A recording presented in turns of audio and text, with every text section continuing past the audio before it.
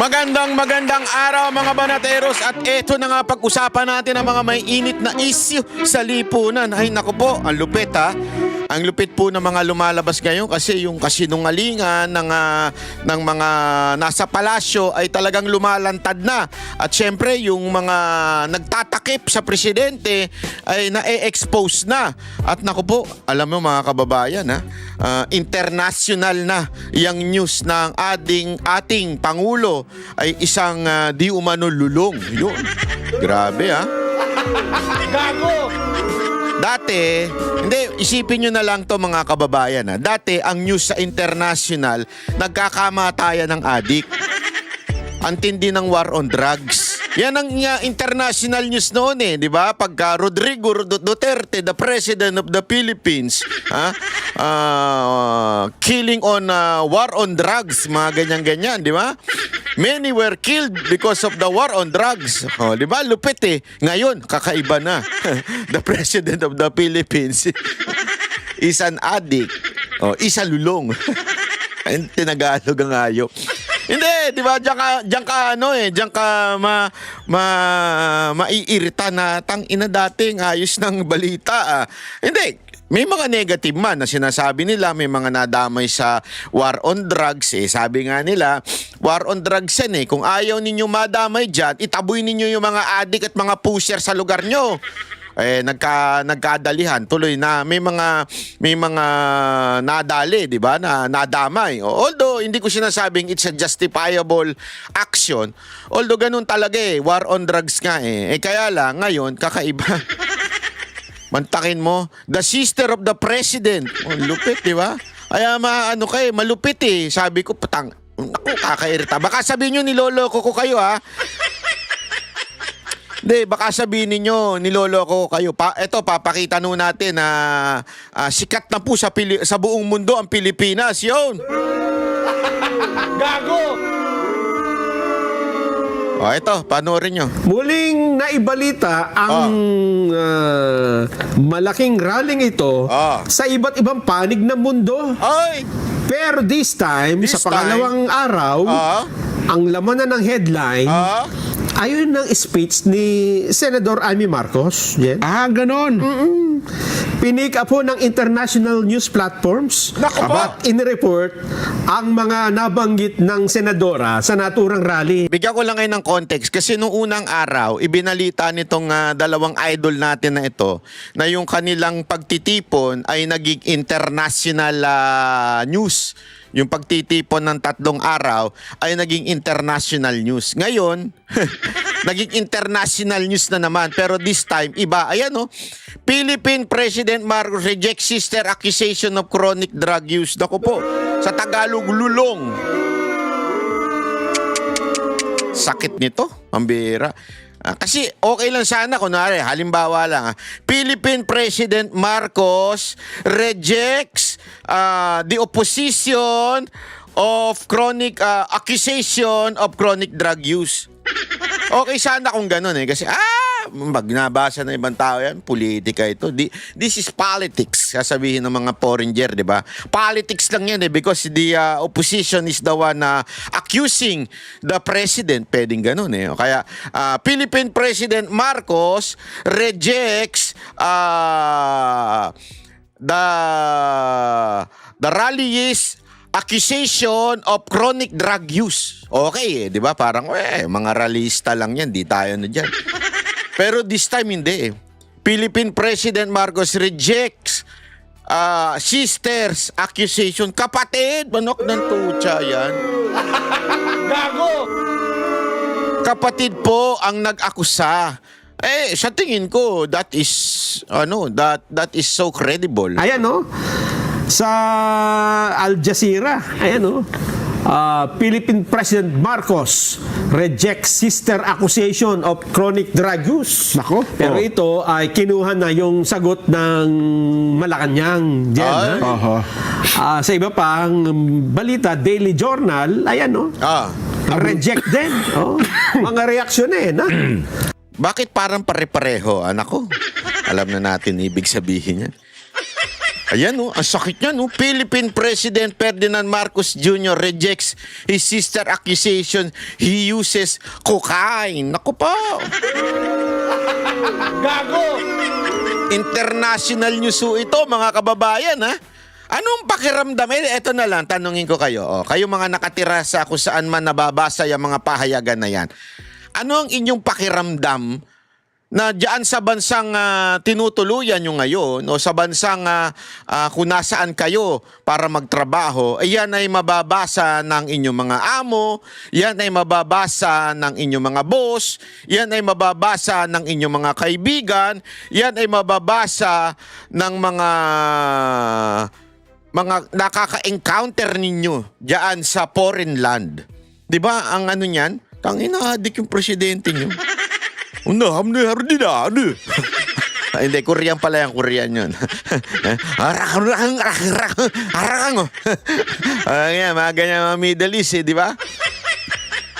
Paano pag Japanese? Ay, chanya. Parang binabanatan pa rin. Biro lang ba? Itong Delio, anong bansa ito? Galing Associated Press. Sa abroad ito. Siguro na ano yan, no? Philippine President under pressure after sister makes bombshell drug abuse claims. Yan, no? Independent. Yan sa Southeast Asia. Oo, tama. Samantala, College Times. Saan ba yung College Times, ha? Philippine President Marcos accused of drug use by sister Senator Amy. So talagang kumuha ng attention sa buong mundo, no? Ano pa? Ayan, no, sa Reuters, Philippines Marcos rejects strange sister's claim of drug use. So, sagot na ito nung Malacanang. Marcos Family Feud, Philippine President microdoses cocaine, sister claims. Yan naman ay lumabas sa This Week in Asia. International Business Times, Amy Marcos almost knelt before Duterte, pleaded for Bongbong Marcos Jr. on drug watch list. Ito yung kwento niya na nakiusap siya sa dating Pangulo na wag itokhang si Bong. Grabe, no? Amy Marcos almost knelt before Duterte pleaded for Bongbong Marcos. Grabe. Muntakin mo, nagmakaawa yung ate mo para lang matanggal ka sa drug watch list. Sabi, may mga nag-a-accuse nga sa kanya. May mga nag-a-accuse sa kay pangalan nito kay Pangulong Duterte na may pinipili pala yung war on drugs ni Mr. President. Sandali lang mga ulul. Yan, si Amy nagsalita niyan. 'Di ba? Si Amy nagsalita niyan, sinasabi niya nagmakaawa siya. Meron bang sinabi doon sa kanyang speech na sagot ni Pangulong Duterte? Wala! Ano sinasabi nyo namimili si Pangulong Duterte? You're putting words in the mouth of our former president. Therefore, that is not valid. Ang tanong, na-notarize ba yan? Yung sagot ni Pangulong Duterte, notaryado ba yan? Hindi kasi, remember merong sinabi si pangalan nito si Amy Marcos, pero wala namang sagot na sinabi siya doon ni Pangulong Duterte. O, tuloy. Ay, yun lang pala yun, ha? Naku po, malupit, ha? Ay, nako. Ito na nga, ito. Wait lang, ha? Ito naman, panoorin nyo ito. Tila nagpahiwatig si Pangulong Bongbong Marcos na magpapatuloy ang balasahan sa gabinete. Lumutang naman ang tanong kung posibleng mapabilang riyan si First Lady Liza Araneta Marcos matapos pabirong banggitin ng Pangulo ang kanyang pangalan sa isang talumpati. Nakatutok si Ivan Mayrila. Sa Bagong Bayani Awards kaninang umaga kung saan kinilala mga OFW, binanggit ni Pangulong Bongbong Marcos si First Lady Liza Araneta Marcos sa kanyang talumpati. First Lady Luis Araneta Marcos, Nako? who has recently been traveling to Europe to assist with the OWA with some of the activities. Pero nabuo ang mga tanong sa mga susunod niyang sinabi. So she has become our ambassador now for migrant workers. Dahil lang nagbakasyon, naging ambassador na ng... Tanginan niya, no? Sorry, pero... Although, sabi nga nila, baka daw joke ito. Baka daw joke lang ito. Pero, gayon pa man, yung judgment na pwede ito maging ambassador dahil laging nagbabakasyon to sa ibang bansa. Ang pangit! Mr. President, iba po ang turista sa OFW.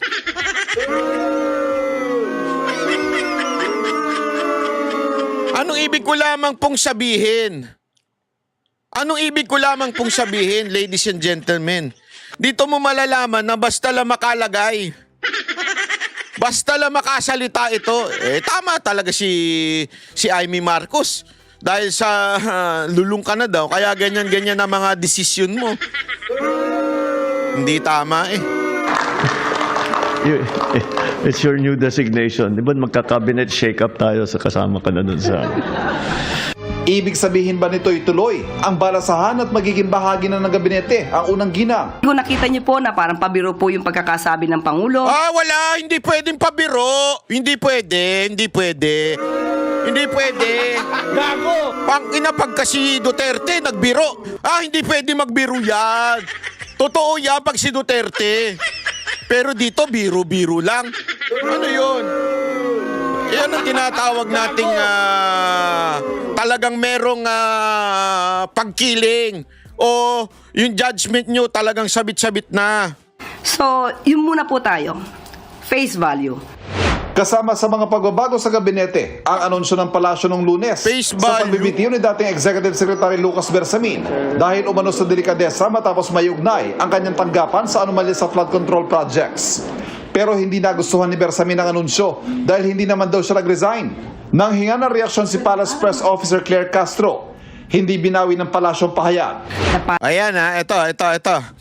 Dito mo makikita talaga ito si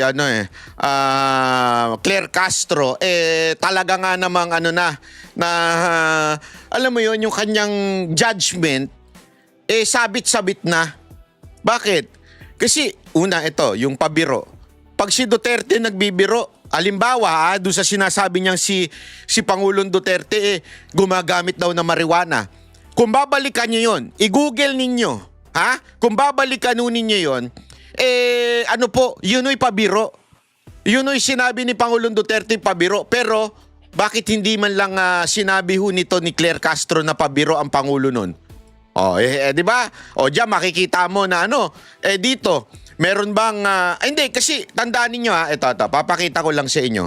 Ito, yan. Sandali chotomate. Para lamang po malinaw.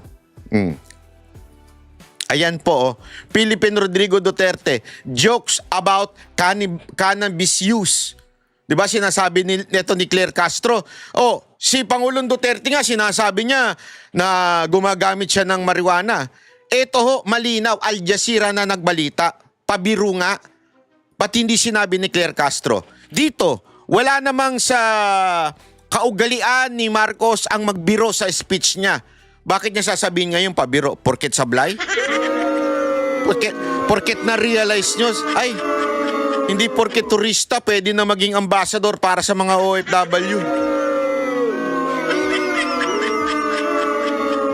Bakasyon kasi ng bakasyon Pasyal ng pasyal Tapos pwede na maging para nyo sinabi, yung mga OFW natin, bumabatak din. Ganun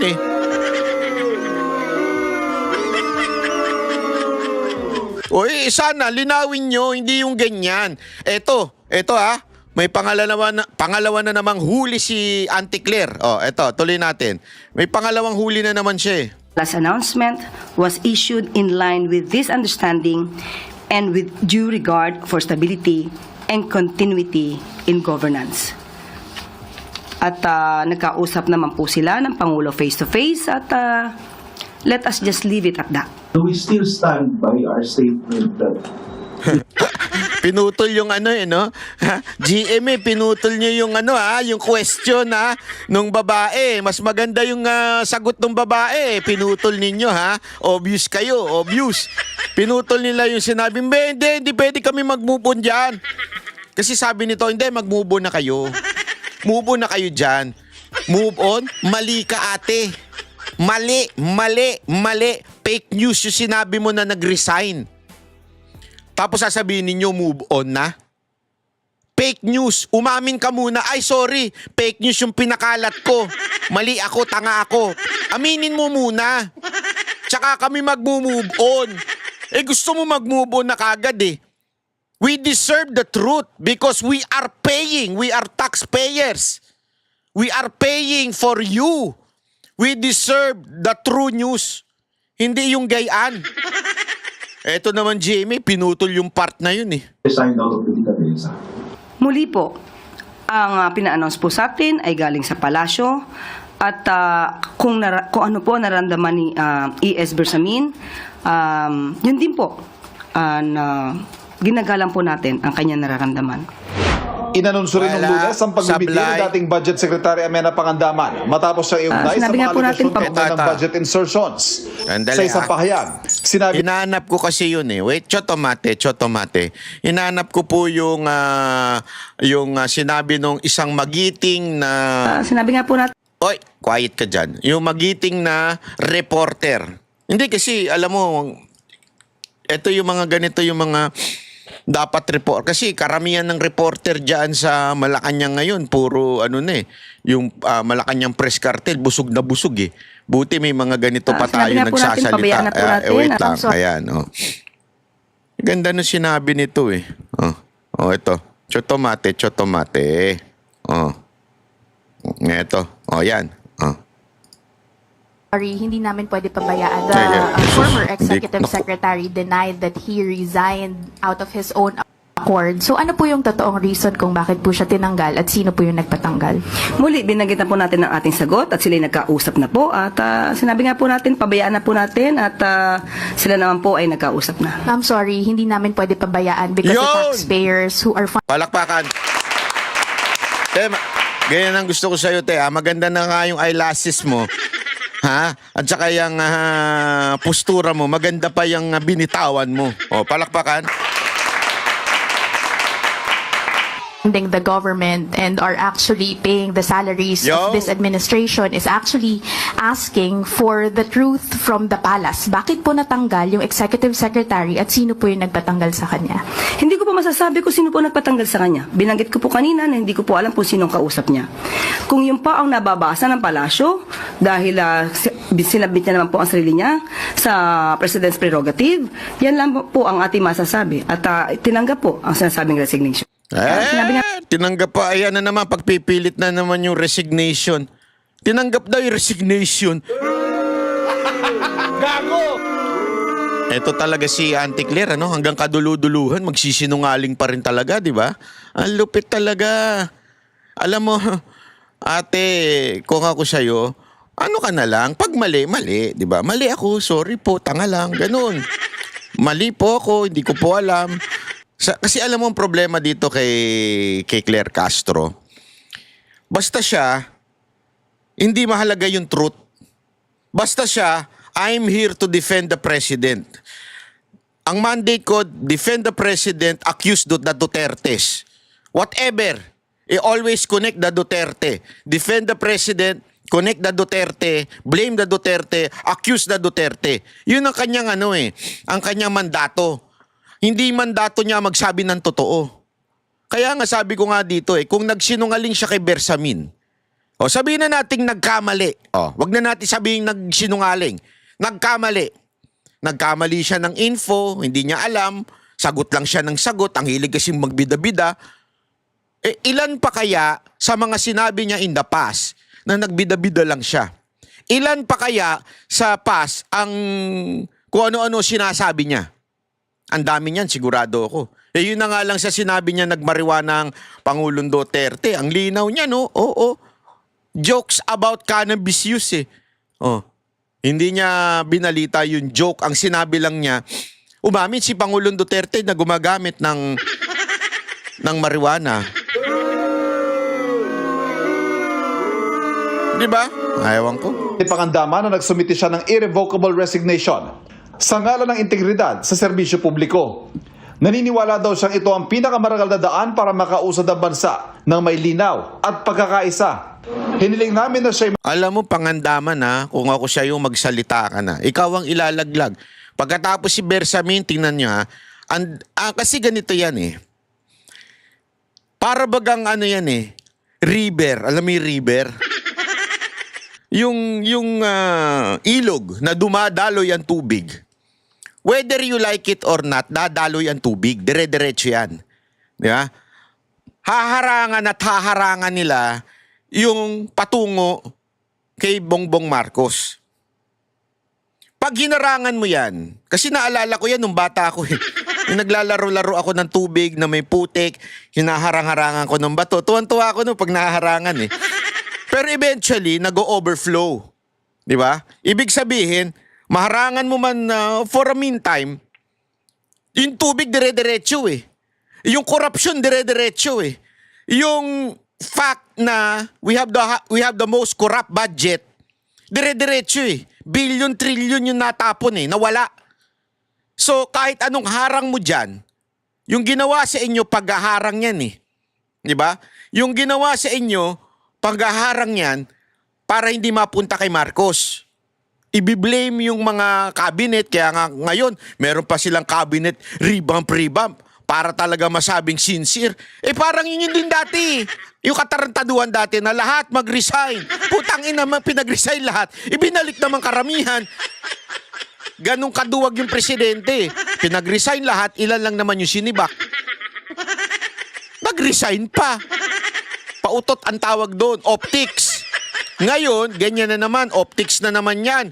Kesyo, cabinet revamp, haharangan. Pero kahit anong mangyari sa pangaharang, tutuloy at tutuloy yung tubig. So ang gagawin lang sa inyo uli, gagamitin kayo, sisiraan kayo, taanin yung reputasyon nyo para hindi mapunta kay Marcos. Di ba? Kaya kung ako sa'yo, i-tell all mo na. Or else, ikaw ang may kasalanan. That kind of, totoo ha. Bakit ka nag-resign? Ibig sabihin, may tinatakbuhan ka. O gusto mo ba ikaw ang sisihin ng taong bayan dyan sa flood control? Tandaan mo ha. Tandaan mo. Ikaw ang tinuturo ni Zaldico. So kung ikaw ang tinuturo ni Zaldico at sinabi mong resign ka na, para mo na rin sinabing umaamin ka. Gusto mo ba yun? Hindi. Gusto mo bang ganun ang tatak ninyo, ng pamilya ninyo? Yan ang magiging pamana mo sa mga anak mo at apo mo? Ikaw ang tinuturo eh. Paano? Kung ako sa'yo, you tell all. Be honest. I know it's hard. Definitely the pressure of Marcos Romualdez clan. It's really hard. Kaya lang, sabi nga nila, sa mundo na ito, what really matters most, bahala na kayo, ay yung reputasyon. Pag ang reputasyon nawala, yari na. So, yun na lang eh. I mean, mawala na lahat ng pera, mawala na lahat ng kagandahan. Kasi kagandahan, pag tumatanda tayo, pumapangit tayo. Pero yung reputasyon, yan ay dapat manatili sa'yo. Kasi yung reputasyon na yan, bit-bit yan ng anak mo, ng apo mo, apo sa tuhod. Ano yun sa kasaysayan? Isipin mo masusulat sa kasaysayan yan. Lalo na ngayon, ladies and gentlemen. Dati nga, mas nakakalimutan pa yung kasaysayan kasi walang social media. Ang hirap mag-research. Pupunta ka pa ng library para ma-research mo lang yung mga news before. Di ba? Yung mga libro before. Ngayon, hindi na. Nasa social media na lahat. Isa ka sa inakasuhan ni Zaldico. So, ibig sabihin, yun na masusulat sa kasaysayan na isa ka sa mga di umano humingi ng insertion. Gusto mo ba yun? Yun lang naman kasimple yun eh. Kung gusto mong yun ang reputasyon mo hanggang mapunta ka na kay Lord, okay lang. Pero kung ako sa'yo, kasi ako nadadamay lang kayo eh. Sa akin I think, sana tama ako. Sana talagang wala po kayong kinalaman. Kasi ako naniniwala na hindi naman po kayo gagalaw, hindi kayo magsasalita nang hindi kayo inutusan. So kung ako sa inyo, just tell the truth. Kaya nga meron tayong kasabihan na the truth shall set you free. Kasi pag sinabi mo na yung katotohanan, no matter what accusation, bashing sa'yo, okay na eh. Basta ako, sinabi ko na yung katotohanan. Kasi, eto ang kasinungalingan, pwede mong itago yan. Kasinungalingan sa tao, itatago mo yan. Pwede yan. Pero, deep inside you, alam mong nagsisinungaling ka. Ganun ang kasinungalingan eh. Deep inside you, alam mo nanloloko ka. So, mababagabag ka dyan. Kaya nga, importante to let it out. Pakawalan mo yung kasinungalingan para ma-set free mo yung sarili mo. Kaya ako naniniwala, kung dati binabash si Marcos, si Amy Marcos dahil sa pinagtatakpan niyang tuluyan yung kapatid niya, now na sinabi na niya, ay sigurado ako kahit i-bash nyo ng i-bash yan, maluwag sa puso niyan kasi nagsabi ng totoo eh. Nirelease niya eh. Bahala na kayo kung ano gusto nyo sabihin. Basta ito alam ko. Nirelease niya. O kahit i-bash nyo, alam mo yung mga pinklawan, tangino, gigil na gigil. Hindi, yung mga pinklawan ngayon, gigil na gigil kay Amy. Hindi ko magets. Alam mo, sobrang hindi ko talaga magets yung mga pink tae, mga kakampuet. Hindi ko talaga, alam mo kung bakit kakampuet pala tawag ko dyan. Kasi amoy puwet. Gago! Ang baho talaga eh. Kakampuit, kaya nga kakampuit niya mga yan eh. Di ba? Bakit? Mantakin mo nung hindi presidente si Marcos, galit na galit na galit na galit. Kulang na lang talaga yung dugo nila bumula eh sa loob ng kalamnan nila eh. Pero ngayon, pinagtatanggol nila si Marcos. Saan ka nakakita ng ganun? Di ba? Yung mga kakampuit ganyan na ngayon. At dahil bumanat si Senator Amy, sobrang paniniraan nila ngayon kay Senator Amy.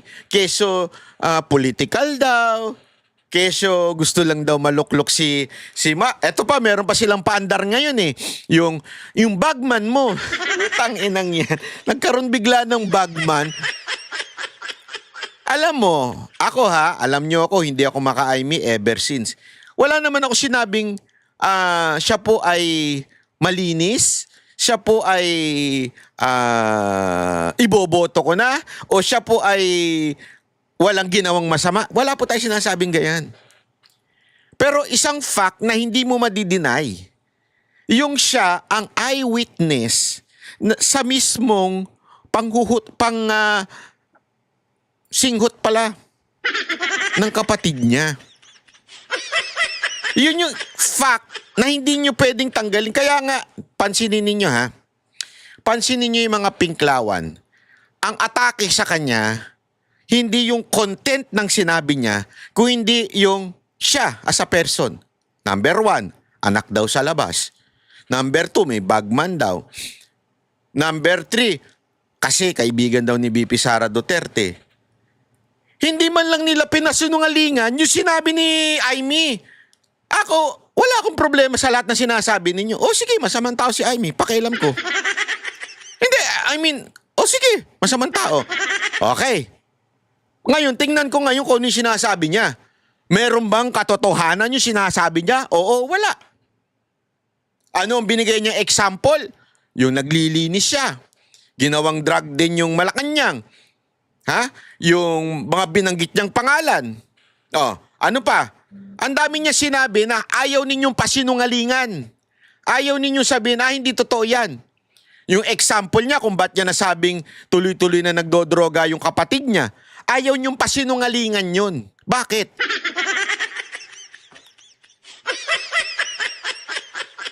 Ang tinitira niya yung katauhan ni Amy. Abay, sandali.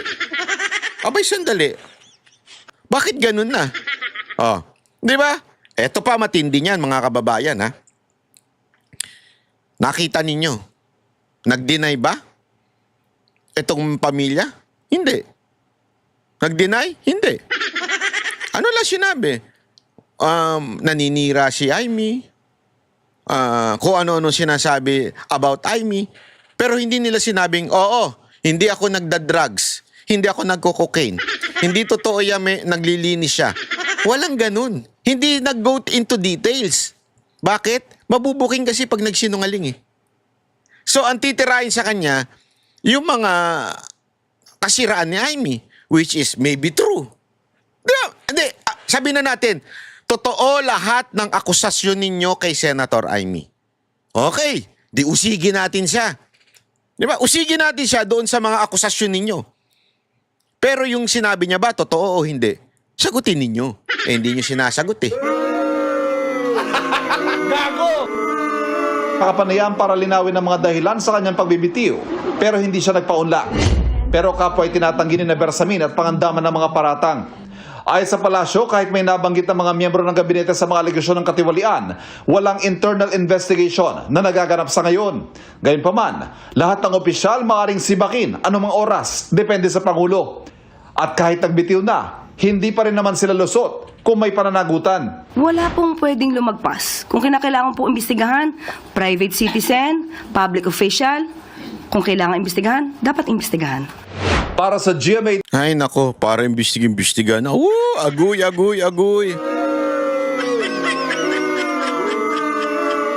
Eto may paparinig ako sa inyo. Kasi punta tayo doon sa sa issue ng ni Lacson, yung pag-iiwas ni Lacson kay Marcos. Alam mo, may napanood ako, ang ganda ho eto, hindi ho ito Duterte supporter. Ang alam ko, dilawan nga ho ito. Pero tingnan natin ng kanyang sinabi. Senator Ping Lacson, in his privileged speech, said that Bersamin, Undersecretary Bersamin, Undersecretary Trijiv Olaivar were in effect collecting. They were the ones in effect using the president's name. The president did not know about the supposed 100 billion pesos in projects. Kumbaga, this level is Bersamin. Do you believe that? Grabe yung tawa ni ma'am. Kanina, kasi inaayos natin yung audio nito para mas marinig siya eh. Nung pinakinggan ko, sabi ko, parang mali lang siguro yung pagkaayos ng video.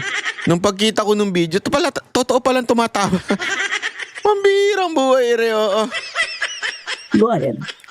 Now, so in effect, that level, E.S. Bersamin, Secretary Nina Pangandaman, Undersecretary Olaivar, Undersecretary Adrian Bersamin, who is the ES's son, it appears based on Senator... Son, he's the ES's grandnephew. All right, my apologies, grandnephew. So it would appear that this is operating only within that level that the president doesn't know. That's what Senator Ping Lacson said. Well, yeah, that means that Senator Lacson must think that the president is so incompetent and is so stupid, he does not, that his undersecretary ito, hindi man secretary, walang takot sa kanya. Nagigets ninyo? Ang ganda nun eh. Nung panahon ni Duterte, mga kababayan, walang ganyan. Gamitin mo yung pangalan ni Duterte. Patatawag ka talaga sa Malacanang. Wala. Kaya nga noon, di ba nakikwento ko sa inyo, ang daming lumalapit kay Mocha kasi kita nyo naman si Mocha parang lakas-lakas niya kay Pangulong Duterte. Nagpapatulong, yung mga, hindi totoo ito ito totoong kwento ito. Ang daming nagpapatulong kay Mocha na makausap si Duterte, maganito si Duterte. Si Mocha hindi, never yan na, sige akong bahala sa'yo, malakas ako ito eh. Walang ganun. Bakit? Lahat sa kanya takot eh. Bakit? Kasi nga si Pangulong Duterte, kumpara sa bayan, i-push mo. Kaya katulad nung, tandaan niyo yung ETA, si Mocha naglapit nun. Kasi yung ETA na yon, tinulungan yun ni Senator Bongo. Akala ni Mocha, first, isang beses lang tutulungan ni Senator Bongo yun. Tinulungan niya all throughout. At gustong magpasalamat nung ETA na yon kay Pangulong Duterte diretso. Kaya nilakad ni Mocha yung kay Pangulong Duterte para mamit si Pangulong Duterte. No? Ganun lang. Wala yung mga humihingi. Kasi nga, ng pabor. Kasi hindi ganun. Ang mga nakapaligid kay Pangulong Duterte, alam nila na hindi pwede kay Pangulong Duterte yung hihingi ka ng pabor o gagamitin mo yung pangalan niya. Eto, sinasabi nga ni Munsod na Yusek, ginamit yung pangalan ng presidente para makakuha ng bilyon. Bilyon hindi milyon. Alam niyo ba kung magkano yung bilyon? Malamang sa inyo, iba sa inyo, hindi niyo alam kung gaano kadami yung bilyon. Eh ako nga, milyon lang, hindi ko na alam kung gaano. 100 million yan, hindi ko alam kung gaano na kadami yun eh. Bilyon pa kaya? Alam niyo ba ibig sabihin ng bilyon? Lagpaso yan sa ilang zero yan. Di ba? Tapos gagamitin mo yung pangalan ng presidente. Tangin ng buladas to si Lacson eh. Unless, talagang tangin na binabastos lang ang presidente at ginagamit ang pangalan niya ng kung sino-sino. So inaamin nyo ba na si presidente mahina talaga nila lang, walang kwenta, inutil? Abay dapat matanggal na yan sa posisyon. Kasi parang gano'n na sinasabi ni Lacson eh. Napaka-inutil ng presidente para malaman yan. Eh bakit pa nakaupo yan? Inutil pala. You know, that's for the court of public opinion to decide. But Ping Lacson cannot tell me that these people, these underlings, operated without the knowledge of the president or without even the president whiffing his mail. We're not talking about millions here. We're talking about billions. I mean, isn't it rather odd? You know, is that believable? Is that believable? I mean, I would like to ask Senator Lacson that. Do you really think, Senator Lacson, that si President Bongbong is so stupid? And he's some, do you believe that? Hindi, ma'am, ako ito lang. It's either si Marcos ang stupid o si Lacson. O pareho sila. Hindi ko alam. What his sister said, that he is a drug addict, so he does not know what's going on. And it just goes there for with mga idiot boards so that he can talk in public. Hindi naman pwede yun. Either you think that the president is capable, or do you think the president is stupid? Diba? Oo. Please. All I want is the information brought out to the Filipino people. My long-term objective is that they know which congressmen to re-elect and which to kick out of office. That's the only way. We cannot wait for the court of law to decide for 7 years by the time that we've got already another president and another. No more. Okay, so before we go, we don't have enough time, but I will be seeing you soon for another interview anyway. Is this the drama? Senator Amy Marcos coming out, those drug allegations. You know, Karen, I know, the whole, society knows that there has always been drug addiction, statements made against Bongbong and his wife. I mean, so many people say that they've seen it. It's not as if we don't know, right? What I did was tell the people what we know privately. Don't you think? Do you believe that was fully the truth? And Senator Ping Lacson said that was un-Filipino. Since time immemorial. I may ask Duterte. Didn't I may ask Duterte not to bring Bongbong's name out? Because Duterte knew that Bongbong was an addict. Hindi ba? I think we all, I mean, not everybody, but people in a certain Circle. society. Maybe because I don't have personal knowledge, and I doubt if you do. I don't think you would be in the same circle. Well, because I don't take pot or I don't take drugs. But I know people who do take drugs and who then say, yes, they are, oh God, for heaven's sake. Karen, Karen, what Amy said in public is something that we have known in private and which President Duterte talked about, which Si Karen, medyo sinasabi niya pa na wala daw siyang alam eh.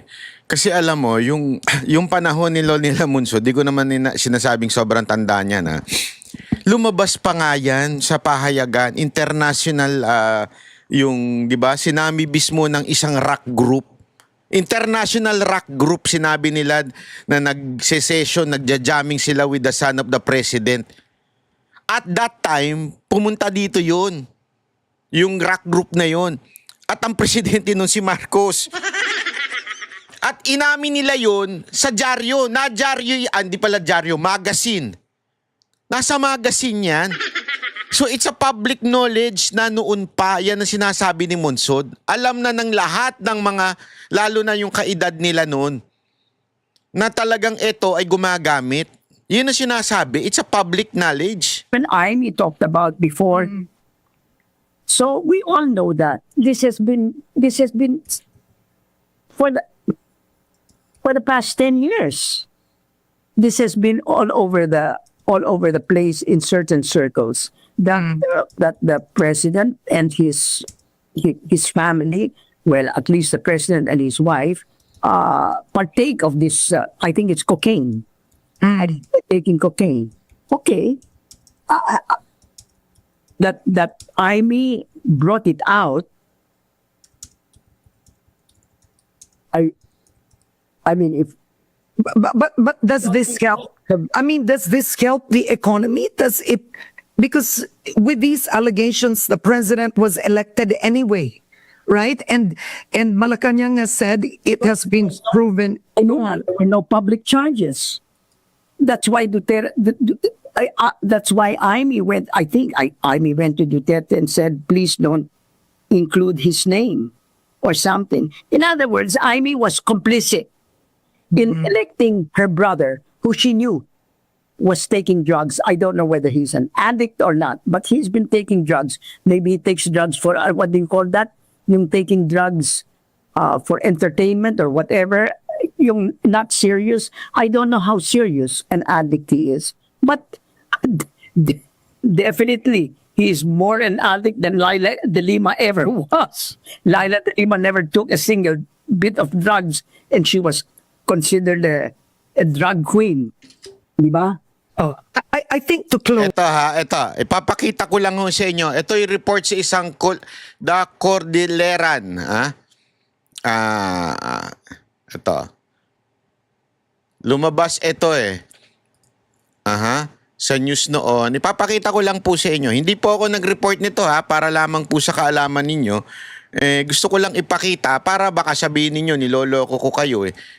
Alam mo naman tayo, laging may ebidensya, hindi katulad ni Claire Castro, di ba? So tomate. Ito. Okay, wait lang. I-check ko lang kasi isinama ko yung yung ayan. Baka mamaya pati na nakuhanan yung iba. Wait lang. Ayan. Ito yung website na yan. Ayan. Okay? So, ayan yun. Yung For New Musical Express magazine in 1990. Ito yan, Okay? Ngayon, papakita ko ngayon yung mismong inilabas dito na picture nitong website na ito yung nilabas ng picture, ha? Hindi, again, hindi po tayo nag-aakusa ng Tayo po ay ipinapakita lang natin yung balitang nilabasan nyo noon. Okay? Ayan po yun. Ano sabi dyan? Well, hindi pala sa Pilipinas, Sabi dito, well, I remember when we had this homecoming tour in England, sometimes in 78 or 79, there was this young kid who is the son of a president of the Philippines. Hung around with us for 2 months. Riding with our tour bus and plane, staying hotels, acting like a roadie. He provided us kilos of cocaine. Expensive alcohols and other drugs for free just to be with us. Grabe, no? Hindi ako nagsulat dito, ha? Again, ha? Ito'y pinapakita lang natin yung website na nilabasan nitong pahayagan na ito. Pinakita ko sa inyo, di ba? Ito yung website na yan. Oh, para lang sa kaalaman ninyo. Ayan yung website na yan. thecordilleran.sun.com. Okay? So, ibig sabihin po, sabi nga ni Ma'am Munsod, hindi na po ito tago. Ito'y public knowledge na. Is because we don't have enough time, we're actually over time, is this family fighting, the investigations, all of this. How does this affect the economy? And I'll be honest, his own administration. You know, let all the truth come out. Truth never hurt anybody, but truth never hurt a country. Knowing the truth is better. But at this point, President Marcos is our president. All right? I don't want him impeached. I don't want him impeached at this point. Let him continue what he's trying to do. He has done some good. Let him continue that until 2028. But I certainly don't want any of his relatives or his, to be reelected. I don't want that. And I hope the Filipino people realize that this bunch of people, except for a few, this bunch of people we have in Congress and the Senate should not be reelected. They're all involved. My God. All right, but I think to close, you do say one thing. Regardless of how you feel about the investigation, you say one thing because your voice is influential, is you don't want the president impeached. That's one thing you're making clear today. Who is going to be the president? Just ko po naman, let's not go from the fire to the I don't know. You know what is that term? Oh, ayan ha. Eto, kitang-kita ninyo, dilawan ng galawan. Gago! Ito yung prinsipyo nila. Ito, dito makikita ninyo mga kababayan, baluktot talaga ang prinsipyo nila. Hindi ko po, again, matanda na po ito si Munsod. Ayoko pong i-disrespect, lalo na may galang po ako sa matatanda. Pero dito, makikita mo yung logic na baluktot. Sobrang baluktot. Siya na mismo ang nagsasabing confirm. It's a public knowledge. Alam na ng tao na adik ang presidente. Alam. Siya mismo nagko-confirm eh. Sinasabi na niya eh. Alam na natin niya lahat yan. So therefore, she is believing that Marcos o BBM is a cocaine addict. Yun ang sinasabi niya sa mga sagot niya. Tinatabla pa nga siya ng konti ni Karen Davila na sinasabi, paano mo nasabi? Parang ganyan, di ba? Pero siya, sinasabi niya, public knowledge na yan, alam na natin yan. Pero magtataka ka, ayaw niya ma-impeach, ayaw niya matanggal si Marcos. Because of VP Sara Duterte. Yan po ang utak ng isang political at self-interest lang ang tinutulak. Nagigets nyo? Mantakin mo. Hahayaan mo lang ang isang adik na presidente dahil ayaw mo sa isang vice president na si VP Sara Duterte. Anong klaseng kalokohan po yun? Madam Munsod, ayoko po kayong bastusin, ayoko po kayong batikusin, pero isa hong malaking kabulastugan, Hindi ko masabing katangahan eh. Kalapastangan. Para tanggapin na okay lang, sige, okay na si Marcos. Tiisin na lang natin na meron tayong ganyang presidente, lulong na presidente kasi ayaw namin si VP Sara Duterte. What kind of joke is that? Hindi, di ba? Para bagang ganito. Parang ganito lang yun, sa pamilya adik ang tatay. Lulong yung tatay. Ayaw mo siyang mawala kasi yung kuya mo ang magiging padre de pamilya, yung kuya mo malupit sa'yo. Galit sa'yo. O sabihin na natin, hindi ka favorite. Hindi ka love nung kuya mo. May love siyang iba. Di ba? Mas love niya yung kapatid mo. Hindi ikaw ang number 1 sa kanya. Pero mas tiisin na lang natin yung tatay nating adik para lang hindi mamuno si kuya sa pamilya. You understand what I mean? Ganon yung logic na yun eh. Titiisin mo na lang na may mangyari sa pamilya mo, na mapahamak ang pamilya mo, na maubos yung mga gamit sa bahay mo, na maaari pang maghahasa yung mga kapatid mo kasi ayaw ko yung kuya ko, hindi ako love nun eh. Gago! Hindi po ba hindi ko masabi talaga kung ano ba ang tawag mo doon, kalapastangan, kalokohan, katarantaduhan, katangahan, kabobohan. Hindi ko masabi kung ano yun, hindi ko ma-describe kung ano yun. I-describe nyo nga. Hindi, sige nga, describe it in one word. Anong klaseng pag-iisip meron yung ganyan? Anong klaseng pag-iisip? Sorry hindi po ako pero nangaano na rin. Hindi ko talaga maisip yung ganun, mga kababayan. Eto, papakita ko pa sa inyo ito, sandali, chotomate. Papakita ko sa inyo, ito. Wait. Sandali, nawala na. Ito. Ayan. Eto. Ayan, no? Sabi dito, while the Baha sa Luneta 2.0, wow, kala mo talaga. Tingnan mo, sasabihin ng ABS-CBN, mas maraming tao to kaysa dun sa INC. Oh, ganyan yung mga katarantado yung mga media. Tingnan nyo, ano sabi dyan? Sige, basa. Ano sabi? Basahin nyo. Di ba? Ano sabi dyan? Sa 2.0, welcome po ang lahat ng galit sa korupsyon at naghahanap ng pananagutan mula sa lahat ng sangkot, mula sa iba-ibang hanggang sa tuktok.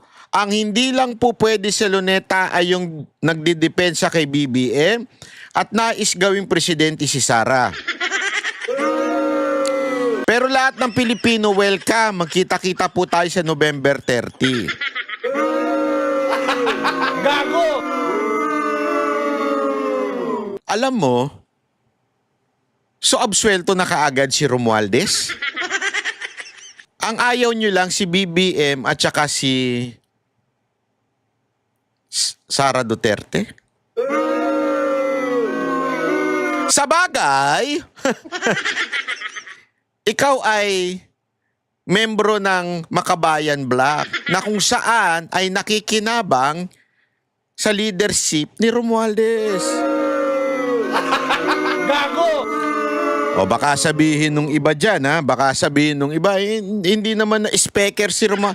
Hindi totoo yan. Pinalitan lang yung pangalan doon pero siya pa rin na namumuno doon. Gago! Ang tanong sa'yo, Teddy Casino, magkano ang binigay sa inyo? Sa mga kasamahan mo, magkano binigay? Para hindi nyo, mantakin mo ang dami na nagturo kay Romualdez. Si Romualdez ang pinakapinuno ng, aside from the Zaldicom pinuno ng appropriation, si Romualdez ang speaker at that time. Siya talaga ang pinaka-head ng small committee na yan, and yet, hindi kayo galit sa kanya? Gago! Tanong lang talaga, magkano? Ilang bilyon? Ako, eto AFP, makinig kayo. Ito dapat ninyong binabantayan. Hindi yung rally ng INC, hindi yung rally ng mga Duterte supporter o ng, hindi pala Duterte supporter, sorry, UPI. Kasi yung mga ibang taga UPI doon, di naman Duterte supporter. Hindi natin masasabing Duterte supporter lahat doon eh. Hindi yan ang kailangan yung bantayan, AFP. Alam nyo, AFP, sigurado ko from your deep heart, alam nyo ito ang mga tunay na kalaban. Alam nyo yan, ito mga makakaliwa. Payag ba kayo na pinapatay ng mga NPA ang mga AFP? Pinapatay ng mga, nung naalala nyo, nagkaroon ng peace talks between PRRD and mag-peace talks dapat yon, PRRD and this group, CPP and PENDF. Ano nangyari? Yung convoy mismo ni Pangulong Duterte, mga PSG, inambush. At alam nyo yan, AFP, itong mga NPA, kasi di ko na kailangan paalala sa inyo mga sir. Kasi naorienta man po ako dyan eh. Nung panahon na tayo po ay tumutulong sa gobyerno para po ilantad ang kasinungalingan nito. Naalala nyo sa NTF-ELCAC? Nilalantad natin ang kasinungalingan nito mga ito. At alam nyo, yan ang tunay na kalaban. Yan mga yan. Oo, hindi man, sila man ay legal. Itong bayan, ito ba, itong Makabayan Block na ito, legal man sila. Kasi hindi sila bumibit-bit ng mga armas. Pero alam ninyo, at yan po ay nakita na natin sa mga news, na yung mga NPA na na-raid ninyo ay may mga placard ng mga Makabayan Block na congressman. May placard sila ng mga party list na yan. At alam din ninyo, marami na nangyari na napatay sa enkwentro between NPA and the AFP at naandun ang mga membro. Kung hindi yung kanilang head, yung mga membro ng mga party list na ito. Alam nyo yan, AFP. Kaya yan dapat ang bantayan ninyo. Yan ang talagang, kita nyo nga yung huli sa Mindiola, sino ho ba ang nanggulo nun?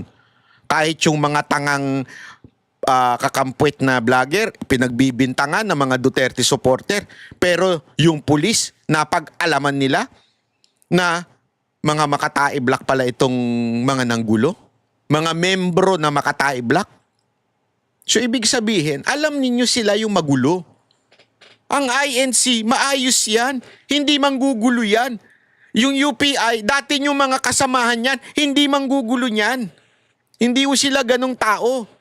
Eto mga to, ang merong record sa kasaysayan na talagang marahas ang kanilang rally, ng babato, ng pupukpok.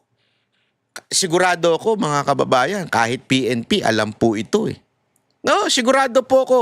Alam po ito ng mga PNP na nakakahuli ng mga nanggugulo sa rally. Alam po nila yan. Yan ang bantayan ninyo. Sabi ko sa inyo, bantayan nyo yan. Unless, eto, meron tayong nadidinig-dinig sa palipaligid na maaaring manggulo yung mga nasa November 30 na rally para magdeklara ng martial law. Nag-aantay na daw eh. Para bagang ganun eh. Para bagang nakaabang na para pag may nanggulo, martial law. Sa akin, huwag nyo idama yung mga matitinong nagrarally. Huwag nyo idama yung katulad namin na isa lang naman ang hinihiling namin, mag-resign ng presidente. Which is, I don't think it's a sedition kasi sinasabi nila sedition. No, hindi mo naman pinipuwersa yung presidente mag-resign. Kaya nga resign eh. Ibig sabihin, voluntary mong bababa. Kasi kung marahas yung mga nagrally itong nakaraan, di sana nagkaroon ng marahas na ano. Wala. Ang sinasabi natin, panawagan natin, bumaba ka na kasi wala ka ng direksyon. Kung ayaw mo mang aminin at sinasabi ng iba na hindi naman involved si Marcos, blah, blah, blah, still, you are the president na nagsimula ang budget sa'yo, at natapos ang budget sa'yo. Ikaw ang pumirma ng budget. So meron kang responsibilidad diyan sa most corrupt budget. Therefore, dumadaan sa iyo lahat yan at ano to, nga? Nga ka? Anong tawag mo doon? Incompetent ka. If you are incompetent, the trust of the people, wala na. Public trust di ba? Public office public trust. Wala na ang tiwala ang taong bayan sa'yo kasi nga, dumaan yung mga proyekto, ghost project lahat. O, hindi ba tuwid o makatarungan o legal ang sabihin namin, hoy, wala ka nang ginagawa, magpahinga ka na, mag-resign ka na, umuwi ka na, sabi nga ng kapatid mo, umuwi ka na dun sa inyo. Dahil napapabayaan mo na ang Pilipinas. That's a valid reasoning. Hindi sedition yun. Huwag yung takutin ng taong bayan sa sedition nyo. Hindi sedition ng hingin ang mag-resign ng presidente. Hindi hingi nga Kaya nga hingi, ibig sabihin voluntary. Hindi naman pinwersa. Wala nagpepwersa na mag-resign siya. Yan ay voluntary. Kaya, alam mo, sasabihin ba namin yan kung pepwersahin ka? Sasabihin ko ba na mag-resign ka kung pepwersahin kita mag-resign? Kung puwersado pala, bababayin kita. Punta ako sa Malacanang, hatakin kita. Yun ang sedisyon. Hindi yun. Ang sinasabi natin, peaceful, legal way of resignation, which is also in our Constitution. Na pag hindi na kaya, mag-resign na lang. Yun lang naman yun Huwag natin takutin ng taong bayan. Dito tayo dapat maging dito sa mga to. Hindi kasi nakikita nyo naman sa kasaysayan, pag sila nagrally, nagkakaroon ng pukpukan, bombahan, ng mga tubig. Sana kung ibang bombahan na makikita natin dyan. Okay lang. Pero bombahan ng tubig Di ba? Kaya nga mga kababayan, maging alerto tayo. Okay?